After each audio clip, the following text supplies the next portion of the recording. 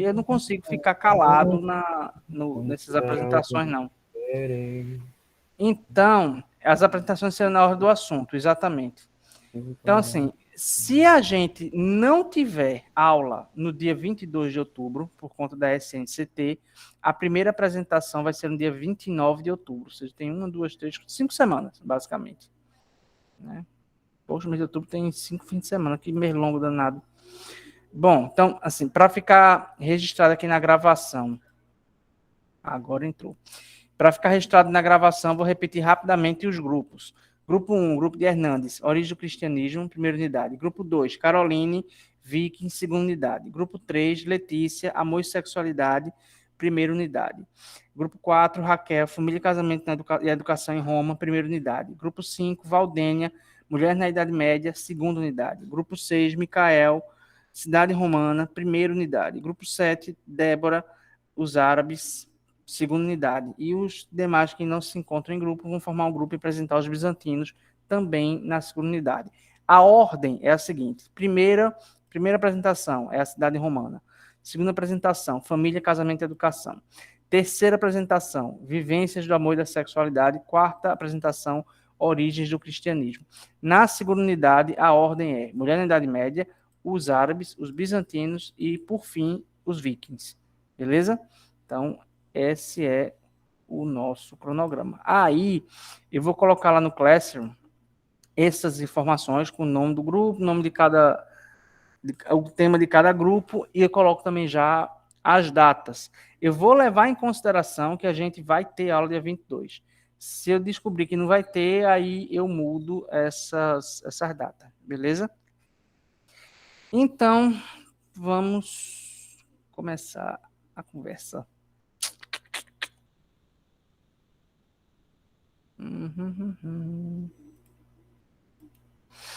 Yuri levantou a mão, pode falar. Dá para me escutar? Perfeitamente. Minha internet caiu, eu não escutei o que o senhor falou agora. Pode repetir? Em relação aqui, às datas? Exato. Não, eu estava falando da ordem das apresentações. Na primeira unidade, a ordem vai ser: primeiro, cidade romana. Segundo, família, casamento e educação romana. Terceiro, vivências do amor e da sexualidade em Roma. E quarta, origens do cristianismo. Essas apresentações, a priori, começarão no dia 22 de outubro, se houver aula dia 22 de outubro, por conta da SNCT. Aí, na segunda unidade, a primeira apresentação, a mulher na Idade Média, depois os árabes, os bizantinos e os vikings. Essas apresentações devem começar, se eu não estiver contando errado, na primeira aula do mês de janeiro.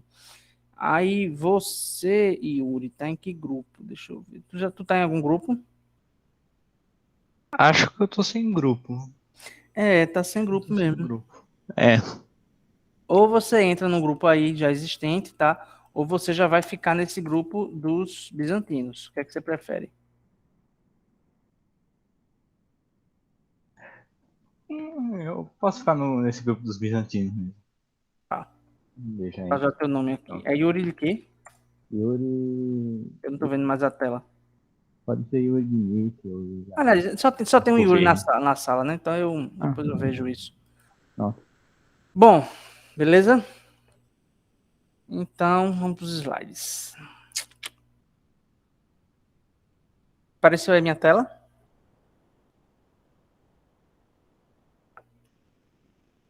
Sim, professor, apareceu sim. Pronto, tranquilo. Então, como a gente tinha combinado, né? Essa primeira unidade é basicamente história de Roma, né? A evolução histórica da sociedade romana na antiguidade.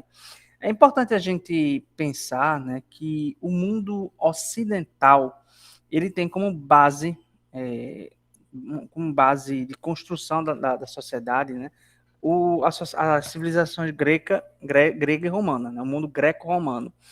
Quando eu falo isso, eu estou falando de muita coisa, de organização social, de organização política, de heranças do direito e das leis, do nosso sistema de pensamento, nossa forma de de organizar o pensamento e o conhecimento do mundo, a filosofia, o tipo de cultura e arte que a gente consome e admira, etc.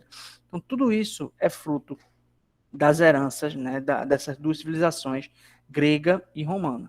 Obviamente, com contribuição também do cristianismo, né, que é a maior religião ocidental, né, e uma das três grandes religiões do mundo, né, se a gente for contar o judaísmo, o cristianismo e o islã. Então, nós somos herdeiros diretos dessa sociedade romana, tá? Então, no primeiro semestre, a gente estudou um pouquinho os gregos, assim, estudou menos do que deveria, porque a nossa carga horária realmente não dá para fazer muita coisa, e vamos começar a discutir questões ligadas a Roma. Hoje, eu vou apresentar mais um panorama histórico, né, só para a gente perceber como foi a evolução da organização política e social dessa civilização romana na antiguidade, e depois que a gente vai discutir temas mais específicos. E são esses temas que a gente vai discutir que eu acho mais importantes, né, mais, como é que eu posso falar, mais relevantes do ponto de vista do legado que Roma deixou para a gente. Né? Por isso que a gente vai discutir questões como direito, como a origem do cristianismo, né? Como a organização familiar de Roma, que é muito parecida com a organização familiar atual. Tá? Então, é uma sociedade que é muito importante a gente estudar. A gente não compreende a formação do Ocidente, né, enquanto uma civilização, né, enquanto civilização ocidental, sem compreender a Grécia e Roma, né? Se os gregos eles deixaram uma importantíssima contribuição na filosofia e na política em relação ao conceito de democracia, né, os romanos eles nos deixaram duas heranças assim que eu considero fundamentais, né? O direito, né? Porque o direito de países do Ocidente é basicamente uma releitura do direito romano em relação à doutrina, como as leis se organizam, né? Aos princípios jurídicos, aos princípios legais, e a república. O conceito de república enquanto forma de administração de um povo é romano, que a gente vai ver um pouquinho hoje, tá? Então, por tudo isso é que a gente não deveria deixar de estudar nunca essas civilizações para entender o início mesmo do Ocidente enquanto uma parcela da civilização humana. Não estou aqui dizendo que não é importante estudar a Mesopotâmia, o Egito, apesar de que eu digo logo que eu não gosto. Né? Mas se a gente quer entender nossas raízes mais expostas, digamos assim, são os gregos e são os romanos. Tá? Bom, Roma passou por três fases assim, distintas em relação à organização da política, né, da administração do território. Roma foi uma monarquia, Roma foi uma república e Roma foi um império, né, o grande Império Romano. Muitas vezes a gente confunde a história de Roma com a história do Império Romano, o que é errado. O Império Romano ele foi uma etapa da história dessa civilização que tem suas raízes na Península Itálica, né? Suas origens são ligadas à origem da própria cidade Roma, que hoje é a capital da Itália. Vejam aí nessa animação que está passando aí no canto direito a evolução do tamanho, né, de Roma, né? Começa vermelhinho aí na monarquia, tá vendo? A república em sua dimensão máxima, essa parte roxa já é o Império Romano, e essa divisãozinha é o Império Romano Ocidental e o Oriental, como a gente vai ver mais para frente, né, por questões de administração, de facilitação da administração, o Império Romano foi dividido em dois, né, com duas capitais, uma capital em Roma, outra capital em Bizâncio, tá? Então vejam que na dimensão máxima do Império Romano, né, o Império ocupava territórios no norte da África, territórios em basicamente tudo que a gente conhece hoje como Europa Ocidental, né, só menos essa parte aqui cadê o mouse? Essa parte aqui, ó, já é considerado Oriente mesmo, que é a Rússia, a Polônia, a Escandinávia aqui, mas boa parte da Europa Ocidental, o Império Romano conquista, né? Conquistas essas que começam na República, o norte da África, né? Marrocos, o Egito, e também territórios no Oriente, aqui onde hoje estão um país como, por exemplo, a Turquia. Então, foi um império territorialmente gigantesco, né? Sem dúvida, um dos maiores impérios do mundo. Foi o maior? Não, né? Existiram outros impérios que conquistaram mais territórios, como, por exemplo, o Império Mongol, que a gente estuda pouquíssimo, né? Mas o Império Mongol, por exemplo, conquistou o território todo que hoje em dia é a Rússia, né? Para vocês terem uma ideia, além de parte da China e tal. Então, territorialmente falando, o Império Mongol foi maior. Mas o Império Romano, né, ele foi fundante, foi importante para a fundação da civilização ocidental nesses territórios que a gente está vendo, tá? Bom, cadê? Período monárquico, né? O período monárquico, né? Bom, a monarquia, ela, o nome já diz, é um período, é uma organização de Estado, de poder, onde o poder é exercido por um monarca, né? Esse monarca pode ser um imperador, esse monarca pode ser um rei, esse monarca pode ser um czar, pode ser um Führer, enfim.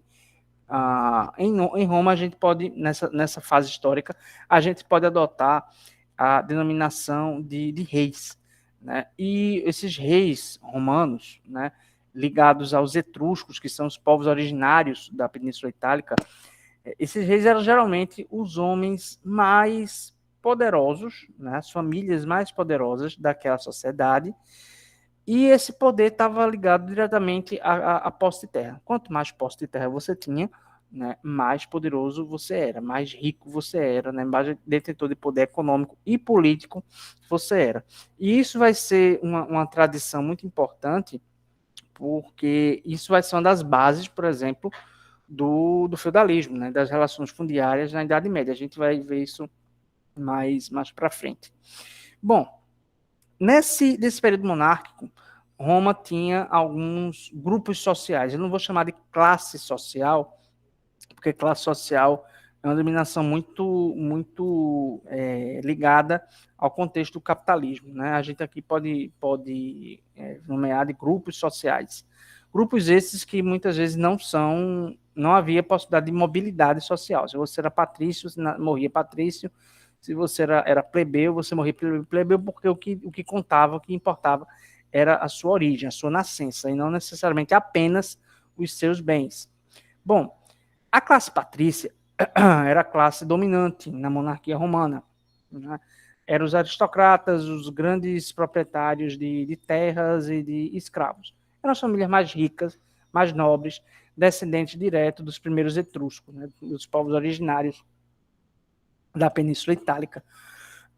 Outro grupo era um grupo chamado de clientes, né? Os clientes eram as pessoas pobres livres, ou seja, eram pessoas que não eram patrícias, não nasceram em famílias nobres, né? Mas que dependiam da classe patrícia, né? Em uma relação de troca de favores e serviços, né? Muito parecido com o que acontecia na Idade Média mesmo, no feudalismo. Então, esses clientes, né, eram pobres livres ou eram estrangeiros, né, que chegaram no território e que moravam nas terras dessa classe patrícia, né? E em troca disso, eles tinham que prestar alguns serviços, né?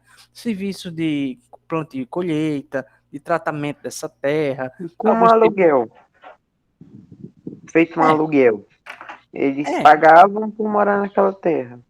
Mas eles digamos não pagavam assim, com o dinheiro, pagamento pagavam era com em favores. trabalho. O pagamento era em trabalho, não era relação monetária, era uma relação de trabalho mesmo, né? Mas já existia dinheiro nessa época ou não? Em alguns lugares do mundo, sim, em outros não. Mas Roma, era moeda, dinheiro como a gente conhece hoje, ou era tipo sal, pimenta, essas coisas assim? não.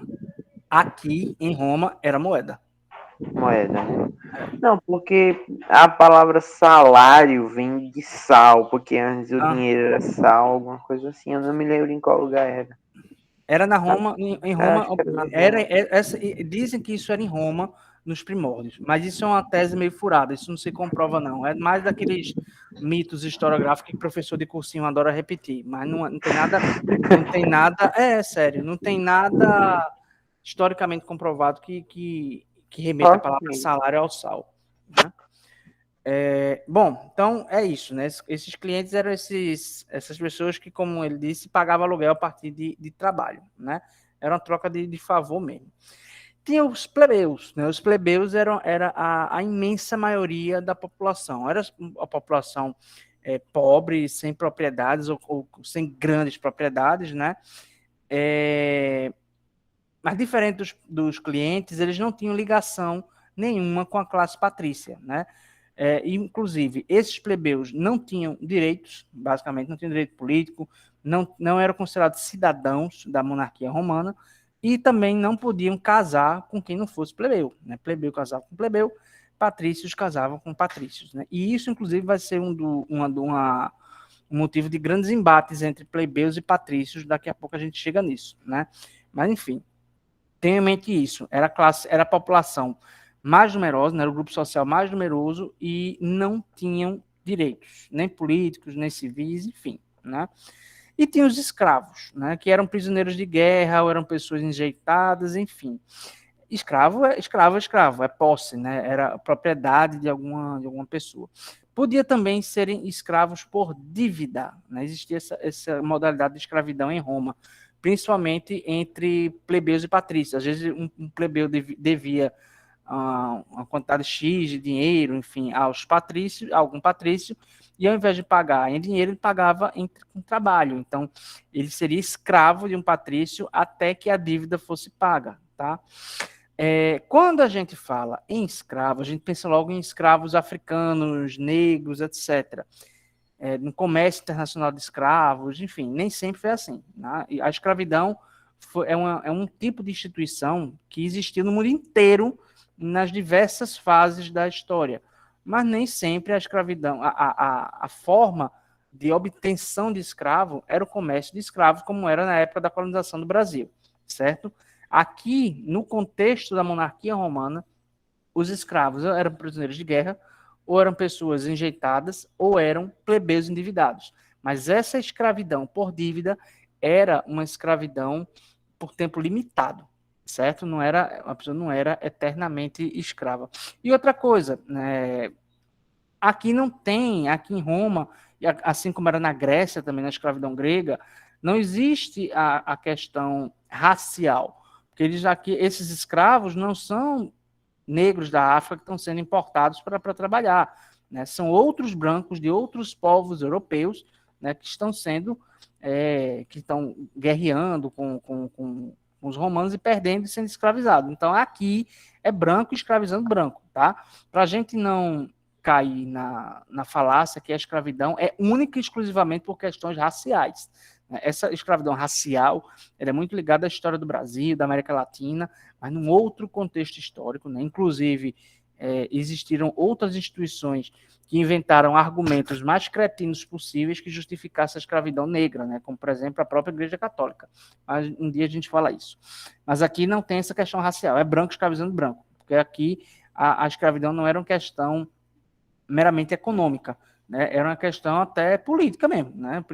Uma pessoa era prisioneira de guerra, ou ela seria morta, ou ela seria escravizada. E essas guerras aconteciam entre grupos, entre povos que eram inimigos mesmo, ou em processos de conquista de território, né? Um grupo invade um território, conquista aquele território, e a população original daquele território invadido, ela era naturalmente escravizada. Entenderam essa parte até aqui? Professor, eu tenho 3 perguntas. 2 minhas e uma que o Vitor colocou no chat que eu achei ótima. Se alguém Ah, tiver colocado no chat, leia para mim que eu estou sem olhar. ok. As 2 primeiras. O senhor disse não, de acordo com o slide, os plebeus não tinham direitos de cidadania nem políticos. Os clientes possuíam esses direitos ou não? Não, também não. Ok. Também não. Eu lembro que na Grécia, eu acho que em Atenas, tinha a questão dos eupátridas. Os únicos que possuíam direitos, se não estou enganado, eram aqueles que tinham nascido na terra. Aí também acontecia o mesmo? Ou. Era muito parecido com os gregos. Eram os eupátridas na Grécia seriam os equivalentes aos patrícios aqui, né, que eram os descendentes originais dos primeiros etruscos, ou seja, aqueles primeiros habitantes da Península Itálica, e só eles tinham direito de participação política, direito econômico, etc. Então é bem similar a essas duas classes, esses dois grupos. Ok, ok. E outra em relação, é a de Vitor, em relação à dívida que os plebeus pagavam. Ele perguntou como se decidia quando a dívida do plebeu com o patrício estaria paga. Entendeu? Tipo, se tal plebeu tinha uma dívida com o patrício. Era o patrício que decidia Eu acho quando, que como. já era pré-passado o valor, vamos dizer. Ah, Vamos lá. você está me devendo 3 meses inteiros colhendo Não era tão, arroz. não era tão simples assim, não.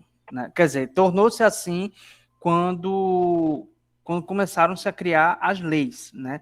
Uma parte do direito romano relacionava, antes da escravidão por dívida ser extinta, né? Regulamentava essa relação da escravidão por dívida. Então, a dívida era calculada realmente em tempo de trabalho, né? Como acho que é João que está dizendo aí, né? Era em tempo de trabalho. Mas antes disso ser normatizado por lei, isso ficava realmente a critério do patrício. Então, às vezes, ele acontecia de explorar mesmo, uma dívida que já acabou há muito tempo, mas o pobre coitado do plebeu ainda continua trabalhando, né? Porque o patrício argumentava que a dívida não era paga. Então, no começo, né, nos primórdios dessas relações de escravidão por dívida, isso era muito solto, não tinha critério, isso ficava a cargo do escravizador, né, do patrício escravizador. Não estou dizendo aqui que todo mundo era filho da puta para fazer isso, né, mas como não existia norma legal, né, isso ficava a discricionário ao patrício. Com o direito romano, né, isso passou a ser calculado em tempo de trabalho. Então, existia um cálculozinho assim, até tanto de dívida, tanto tempo de trabalho. Passou de tanto dessa dívida, sei lá, 2x de dívida, 2x de tempo de trabalho. Entenderam? Havia uma proporção e uma equivalência da dívida com o tempo de trabalho. Mas, repito, isso só quando o direito romano, as leis romanas começaram a ser efetivamente desenvolvidas e praticadas. Aí colocaram mais duas perguntas no chat. Uma que Vitor respondeu também. Jaderson perguntou se patrícios podiam se casar com clientes. E Vitor Não. respondeu que só era patrício com patrício, cliente com cliente, Isso, cliente com cliente, por aí vai. Aí isso. depois Raíssa perguntou: os escravos eram uma classe também numerosa em Roma? Os escravos? Não chegava a ser tão numeroso contra a classe plebeia, mas eram numerosos e depois e com a expansão da República e do Império Romano passou a ser ainda mais numerosa. Porque assim, havia uma tradição que, quando eu falo tradição, é uma coisa que ocorria na época sem ser questionada, de que quando se conquistava um território, a população subjugada poderia ser escravizada. Então, naquele slide anterior, a gente viu, né, que o Império Romano conquistou muitos territórios, como está passando aí. Então, essas populações aqui inteiras desses territórios conquistados, elas passaram ao Império Romano, uma boa parte delas como escravas. Então, ao longo do processo de crescimento do território de Roma, seja a República, seja do Império, o número de escravos foi aumentando consideravelmente. E a outra pergunta, né, se clientes casavam com patrícios, os clientes também não tinham direitos políticos, não é nada não. Então, não havia também a prática, a possibilidade do casamento entre patrícios e clientes, né? Os clientes também eram população marginalizada, eram população pobre. O que difere clientes, né, esses clientes dos patrícios, é que os patrícios não têm uma relação de dependência nem de troca de favores com a classe os plebeus não têm essa relação de troca de favores com a classe patrícia. Os clientes têm. Mas assim, a população cliente, a população plebeia é um bolo da população pobre de Roma, certo? O que difere é o tipo de relação que uns têm e outros não têm com a classe patrícia. Tá? Ficou claro? Ok, até agora sim. Tem mais alguma coisa no chat? Assim, Não, eu não sei se. coisa que eu possa responder, obviamente. Diga. Esqueça, professor, esqueça. Não sei, eu não sei. Eu não. Esqueça, Tem só esqueça. um comentário aqui do Antônio sobre a afirmação do senhor. Diga aí, leia para mim um comentário. Tá, abre aspas, né? Na verdade, professor, a escravidão foi condenada. Peraí. A Igreja Católica condenou a escravidão diversas vezes em documentos oficiais, como as seguintes bulas. Ela, Segundo dele. ela criticou, ela negou muitas vezes a escravidão indígena, mas a escravidão negra, no primeiro momento em que a escravidão negra foi se expandindo pelos impérios espanhol e pelo Império Português, a Igreja Católica ela ajudou muito a difundir uma ideia de que negro não tinha alma, né, de que a escravidão negra era possível, diferente da escravidão indígena, tá? Professor, Mas essa ideia se manteve? Não, depois foi alterada. A igreja foi, com o passar do tempo, devagar, mas foi. Aí ela foi negando a escravidão, né, foi negando, inclusive, essa ideia de que negro não tem alma, mas num determinado momento em que o comércio internacional de escravos se expandia assustadoramente, né, pelos impérios português e espanhol, principalmente, a Igreja Católica teve um papel preponderante, né? Principalmente ao defender que negros não tinham alma. Ou que a raça negra era uma raça de descendência maligna, enfim. A gente discute isso em outras ocasiões. Vai ter aula para a gente discutir isso. Posso passar? Posso. Bom, aqui a gente entra no momento que eu acho dos mais ricos da história romana, que é o período republicano. Né? República é uma palavra que vem do latim, res pública, coisa pública. Então, a República Romana era uma forma de organização do Estado, uma forma de administração dos poderes em que cabe ao Estado e às pessoas, né, aos cidadãos, tomar conta, zelar pela coisa pública, né?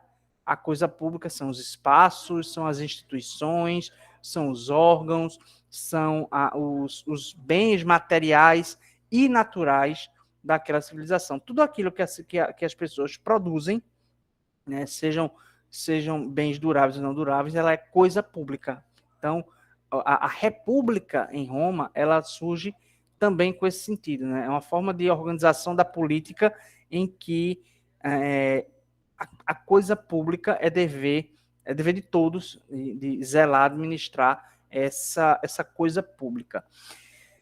Mas uma outra ideia, né, que vem com a República Romana, com o fim da monarquia, né, com a deposição dos últimos reis, é a noção de que a monarquia era ruim porque concentrava muito vários poderes na mão de uma só pessoa ou de um grupo de pessoas, né? E isso fez com que a monarquia fosse questionada em Roma e fosse gradativamente substituída pela república até a deposição do último rei. Então, a ideia da República Romana era a pulverização do poder, né? Para que ninguém, nenhum grupo, acumulasse muitos poderes, acumulasse muitas funções. Né? Numa república não deve existir alguém mais poderoso do que outra pessoa. Né? Mas, enfim, o poder e as funções da administração pública, elas deveriam ser pulverizados, né? Deviam ser separados para evitar pessoas hiperpoderosas. Tá? Bom, na República Romana, existia uma instituição que era o órgão máximo, né? A instituição principal dessa república, que era o Senado, né? Que funcionava basicamente como um órgão legislativo, ou seja, ele fazia as leis, elaboravam as leis romanas e também tomavam decisões, né, de interesse da república, né, como, por exemplo, decisões em relação ao orçamento, né, a quanto o Estado vai gastar com cada coisa, e também sobre decisões de guerra e paz, ou seja, decretar guerra com um determinado local, o povo, acabar a guerra, enfim. Então, essas questões de interesse geral, né, interesse do Estado, da República, ficava a cargo do Senado, tá? Do Senado da República. Tá?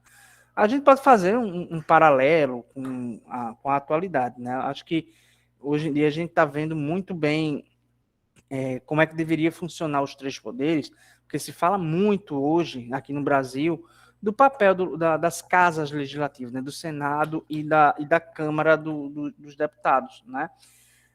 Todas as leis que vão ser aprovadas no Brasil, todos os grandes projetos, eles têm que passar pelo Senado, né, e tem que passar também pelo Judiciário, caso haja alguma possibilidade de ser algo ilegal ou que fira a Constituição. Então tem que passar também pelo Judiciário.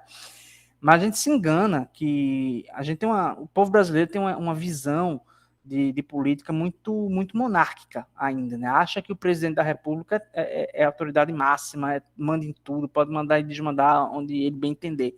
Não é assim. O presidente da República ele é chefe de um poder, que é o poder executivo.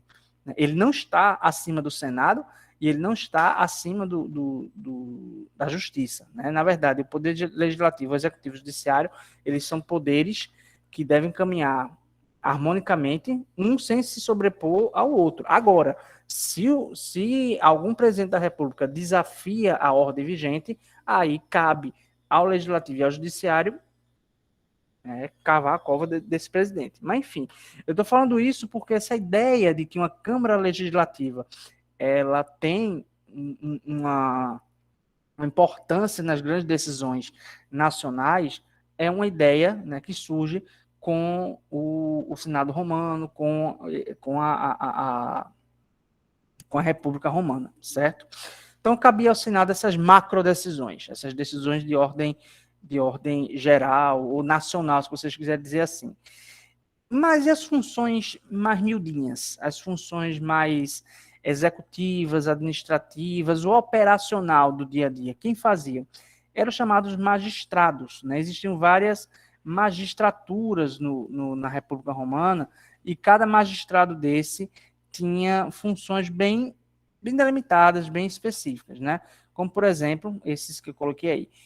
Os questores, eles eram responsáveis pela coleta de imposto, né, e pela administração desse dinheiro recolhido, né, o chamado o tesouro público. O tesouro público é o dinheiro do Estado. O orçamento, que é aquilo que o Senado aprova, o orçamento é como esse dinheiro vai ser gasto, né? Em que esse dinheiro vai ser empregado. Então, os questores coletam e administram o tesouro, o dinheiro, e o Senado, né, direciona esse dinheiro a partir do controle do orçamento. Então, tesouro e orçamento são coisas bem distintas, tá? Orçamento é direcionamento de recursos, direcionamento de dinheiro. Existiam também os pretores, né? Que eles tinham uma função que hoje seria parecida com juízes, né? Com juízes de família, com juízes de paz, etc. Então, eles eram encarregados por questões familiares, né? Em algumas épocas, por casamento, né, para estabelecer casamentos, né, e também vão exercer, mais para frente, somente no fim da República, algumas funções de administração das carreiras militares, funções no grande exército romano. Os edis são administradores da urbe, né, do espaço e dos centros urbanos. Urbe é cidade romana, né, na Grécia, em Roma, a cidade tinha esse nome de urbe, então daí vem a palavra urbano, né? Então, os edis, eles são responsáveis por essas questões, né, de administração dos centros urbanos.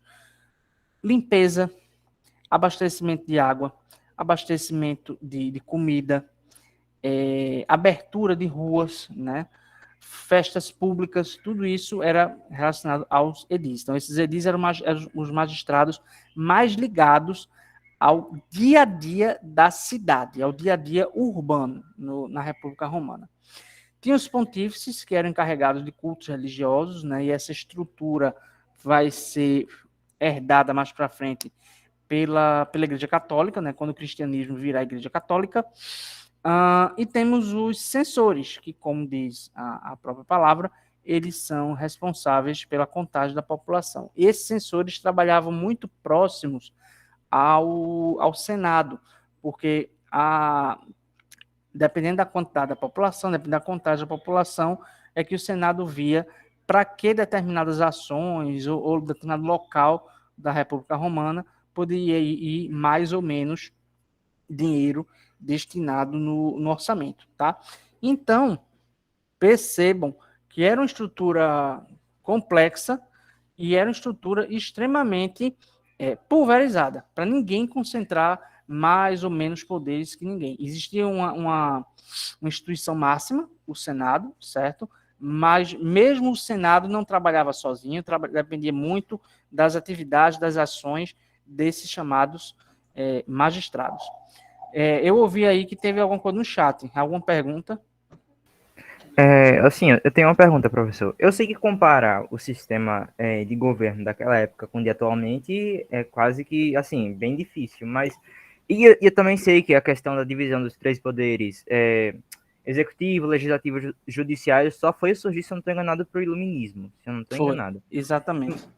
Mas nesse caso, a gente poderia dizer assim que o Senado era o poder legislativo e os magistrados faziam parte do executivo e meio que do judiciário também? Porque, por exemplo, os pretores juízes de questões familiares e sociais. Então, entendi, obrigado. É uma boa comparação, né? E, assim, na época do Império, o imperador também vai exercer algumas outras funções, como, por exemplo, funções militares, né? E funções de justiça também. O imperador, quando fala imperador, é na época do Império Romano, tá? Não na época da República. Ele vai ter umas prerrogativas judiciais muito grandes que na época da República não tinha, até porque a própria palavra imperador se remete a um poder maior, né? Mas a tua comparação é perfeita, né? Esse Senado seria o legislativo e o que seria judiciário e executivo eram esses magistrados. Acho que a comparação é excelente. Entendi, professor. E só mais uma coisa, os questores cuidavam do Tesouro Público, agora o orçamento era do Senado, né, no caso? Isso. Orçamento público. Você entendeu a diferença de tesouro público e orçamento? Sim. Tesouro é o dinheiro que o Império tem e orçamento é como eles planejam esse dinheiro, dividem para certo setor, outro setor, coisa do tipo. Isso. Orçamento é planejamento do dinheiro, é o planejamento do tesouro. Simplificando, é isso. E eu acho que o Mikael também tem alguma dúvida, não sei, que ele levantou a mão. Não tenho certeza. Diga aí. O órgão legislativo, ele também tinha controle sobre a emissão de moeda? Não entendi, só entendi o começo. Repete. Se o órgão legislativo do orçamento, ele também tinha controle sobre a emissão da moeda no Império Romano.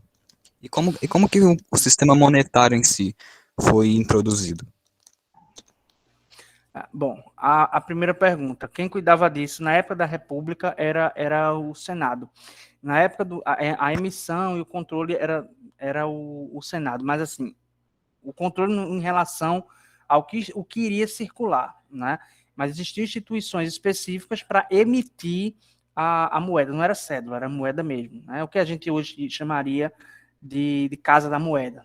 Então existia uma instituição ligada ao Senado para emissão da moeda, quando eu falo moeda mesmo, o objeto, tá? Controlado pelo Senado.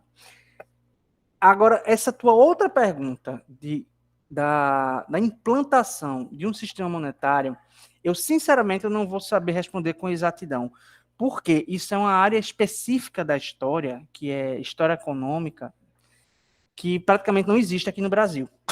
Então, eu não fui formado em história econômica. Quem estuda história econômica muitos são os americanos, ou parte da Europa, os ingleses. Então, é uma coisa que eu não saberia explicar com exatidão. Algumas coisas eu consigo dizer, óbvio. Por exemplo, quando as populações vão aumentando e as relações sociais vão se complexificando, né? E não só sociais, as relações políticas, né? Fica claro que o escambo não dá conta, né? O escambo é a troca de produtos entre as pessoas.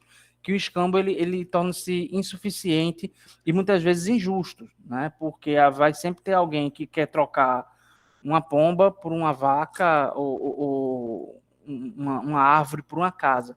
Então, o escambo vai chegar em algum momento que ele torna-se extremamente injusto e extremamente conflituoso, né? Isso a gente viu, esse tipo de conflito a gente percebe principalmente em sociedades mais antigas, né? Então, a implantação de um sistema monetário é para criar um padrão, um parâmetro, né?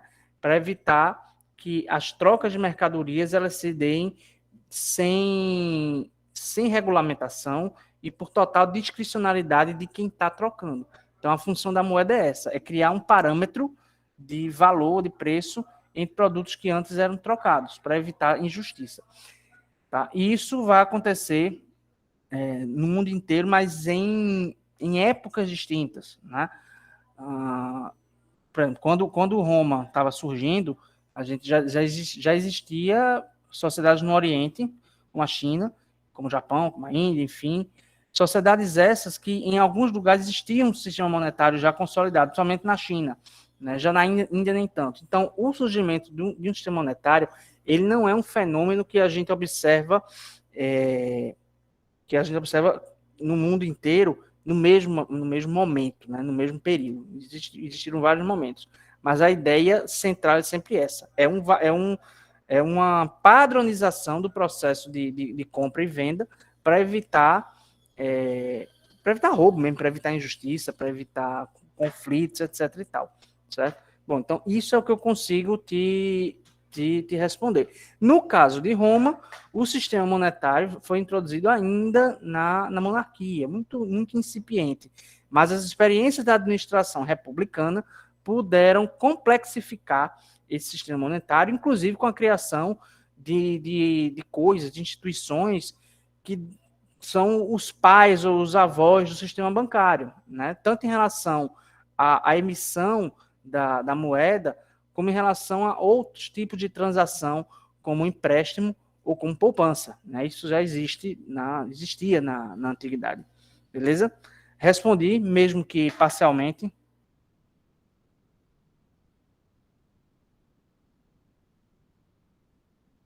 Alô? Estão me ouvindo? Sim, ao menos eu estou. Ah, tá. Beleza, então. Enquanto Mikael não respondeu, eu só quero aproveitar para fazer outra pergunta.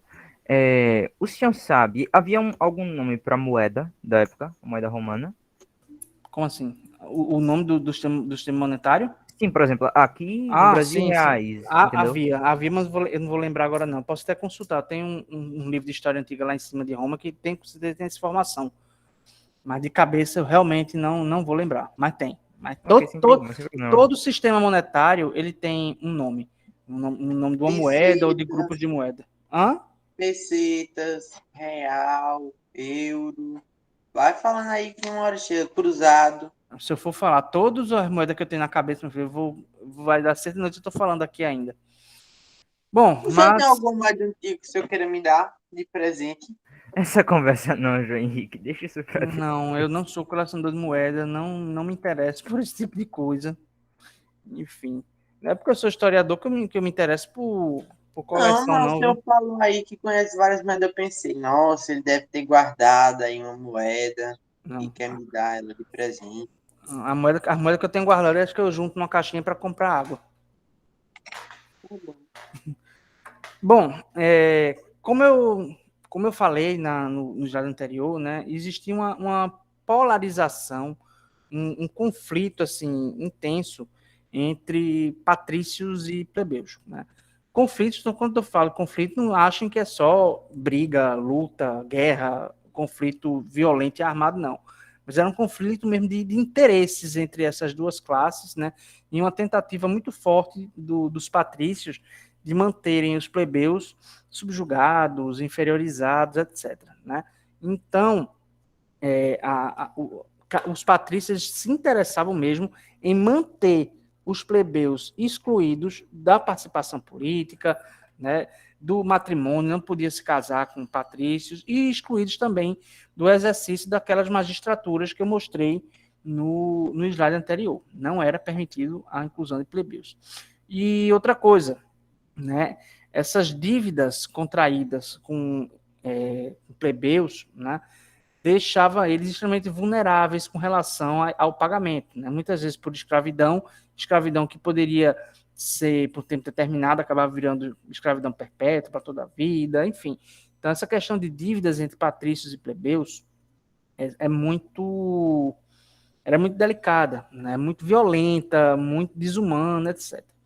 Enfim, então, por vários séculos se vivenciou esse conflito de grupos, né? Esse conflito de classes, se a gente quiser usar um termo atual. Até que, né, os plebeus se arretaram, né? E houve, digamos assim, um movimento de uma grande, entre aspas, tá, greve dos plebeus.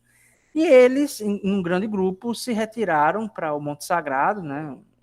E quiseram fundar um novo local, uma nova cidade, um novo estado, tá? Para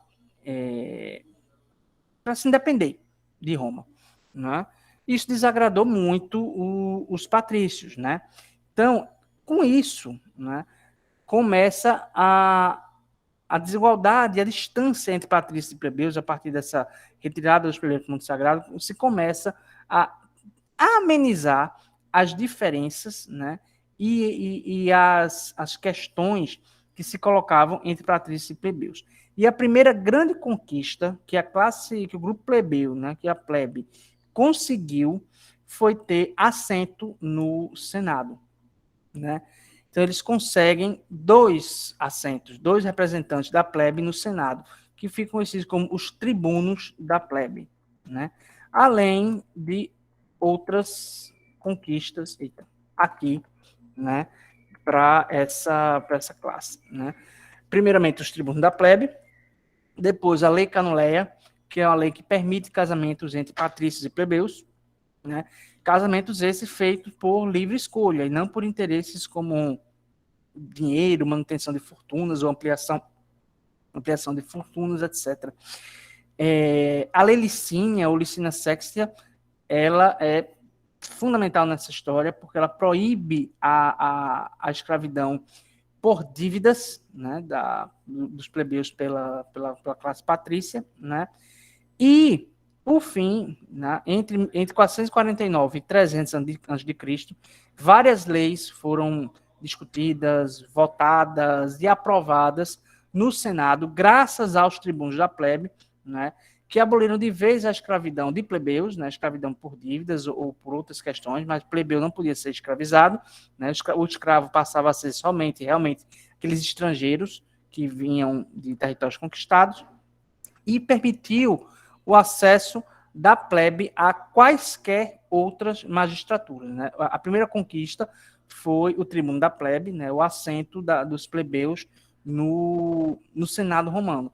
Depois, né, perto do ano 300 a.C., né, os plebeus poderiam exercer qualquer magistratura. Podiam ser questores, podiam ser censores, podiam ser pretores, porque aquelas magistraturas, no início do período republicano, eram exercidas única e exclusivamente pela classe patrícia, tá? Então, a classe patrícia, não pensem que a classe patrícia era só uma classe que vivia de renda rural ou de grandes terras, não. Eles tinham uma participação política, uma vida política ativa, e a política não era só a política no Senado ou a administração assim, do território. A vida política era também a vida das magistraturas, né?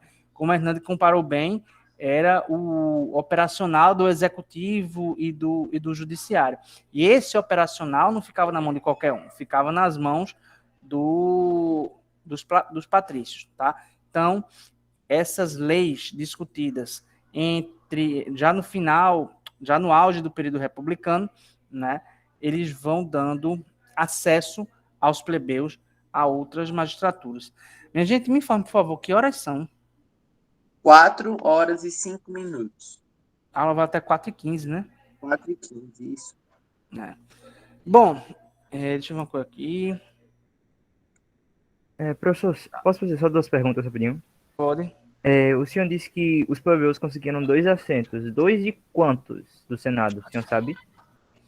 Porque assim, considerando que eles Sim, eram... sim, sim. Hum, Depende da época, porque também depende da contagem da população. Aí variava muito, 30, 45, às vezes mais de 60, dependia do censo. entendi, Assim, entendi. mas assim, era uma diferença discrepante, assim. Mesmo um senado pequeno, né, com 30 pessoas, só 2 eram da plebe, tá? É interessante sua pergunta, né? Porque a gente pensa em representatividade, mas não pensa no impacto, né, dessa representatividade. E por mais que os tribunos da plebe tivessem voto, né, muitas vezes seus votos não eram suficientes para determinadas conquistas, né? E só mais uma coisa. Assim, essas leis se referenciam às relações entre os patrícios e os plebeus. Aí, se a gente Sim. fosse pegar hierarquia romana, estaria mais ou menos assim: patrício, cliente, plebeu e escravo, correto? Ou não? Mais ou menos. Em Porque, ordem, não, sim, você porque a minha pergunta seria isso. A minha pergunta é: se foram permitidas essas leis entre os patrícios e os plebeus, os clientes também estariam incluídos? não, não. Porque os clientes tinham uma outra relação com os patrícios. Então, se a gente for repensar essa estrutura e fazer tipo uma pirâmide social, a gente poderia colocar patrícios no topo, os plebeus abaixo dos patrícios após essas conquistas, os clientes e os escravos, tá? Isso em termos de hierarquia social, mas se for em termos de número da população, a plebe era a imensa maioria da população, certo? No período Entendi. republicano, no período republicano, no período do Império, o número de escravos vai ser muito grande, né? É tanto que a importância econômica dos escravos no Império vai ser bem maior do que foi na República. A República Romana não dependia dos escravos para rodar a economia, né? A produção, mas nem o exército. Mas no Império, sim. O número de escravos era tão grande que sem os escravos não dava para manter a expansão territorial, porque eram os escravos que movimentavam intensamente principalmente a produção de insumos. Né? A gente está falando de uma sociedade que produzia, por exemplo, muito trigo, muito pão, muita cevada, muito centeio, né? E eram os escravos que produziam isso. Então, respondendo a tua pergunta, do ponto de vista da estratificação social, a gente podia falar, depois dessas conquistas, patrícios, plebeus, clientes e escravos. Os escravos não tinham direito nenhum. Né? Os clientes ainda tinham algumas prerrogativas, porque a sua relação com o patrício era uma relação de troca de favores. Né? O cliente trabalhava a terra e o patrício dava casa. Né? Então, é uma troca de favores. O escravo não, o escravo era considerado posse, era considerado res, né? Considerado coisa. Né? Então, direito zero dos escravos.